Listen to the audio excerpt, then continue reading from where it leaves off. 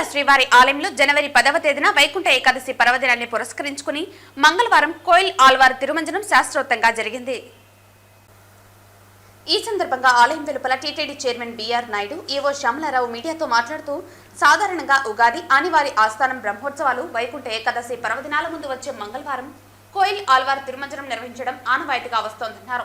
ఈ సందర్భంగా ఆనంద నిలయం మొదలుకొని బంగారు వాకిల వరకు శ్రీవారి ఆలయం లోపల ఉప దేవాలయాలు, ఆలయ ప్రాంగణం, పోటు, గోడలు, పైకప్పు, పూజా సామగ్రి తదితర వస్తువులను పవిత్రమైన పరిమళ జలాన్ని ప్రోక్షణ చేసి నీటితో శుభ్రంగా కడుగుతారని తెలిపారు.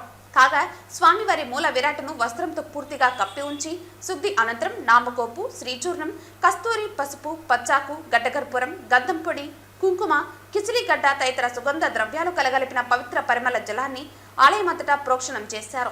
ఆ తర్వాత స్వామివారి మూల విరాటుకు కప్పిన వస్త్రాన్ని తొలగించి ప్రత్యేక పూజ, నైవేద్య కార్యక్రమాలను అర్చకులు శాస్త్రోక్తంగా నిర్వహించారు. అనంతరం భక్తులను దర్శనానికి అనుమతించారు.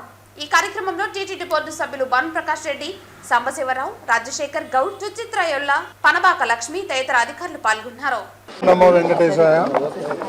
ఈరోజు ఉదయం 6:45 ఆలయ శుద్ధి కార్యక్రమం మొదలుపెట్టాం.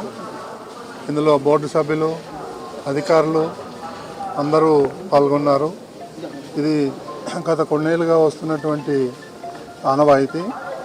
ఆ సందర్భంగా మన వాళ్ళందరూ కూడా పార్టిసిపేట్ చేశారు.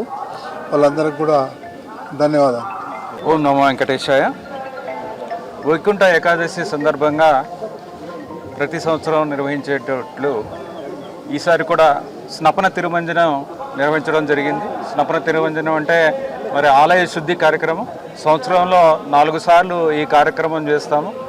ఈ కార్యక్రమంలో ఆలయం ప్రాంగణం అంతా గోడలు, పైకప్పు, ఆలయంలో ఉన్న దేవతామూర్తులు, పూజా సామాగ్రి అంతా కూడా నీళ్లతో శుద్ధి చేసి దాని తర్వాత పరిమళ ద్రవ్యాలతో ప్రోక్షణ చేయడం జరుగుతుంది. ఈ కార్యక్రమం అయిన తర్వాత మూలమూర్తికి ప్రత్యేక పూజలు ఆగమోక్తంగా నిర్వహించడం జరుగుతుంది. ఈ కార్యక్రమము ప్రతి సంవత్సరం కూడా వైకుంఠ ఏకాదశి సందర్భంగా ఒకసారి చేయడం జరుగుతుంది.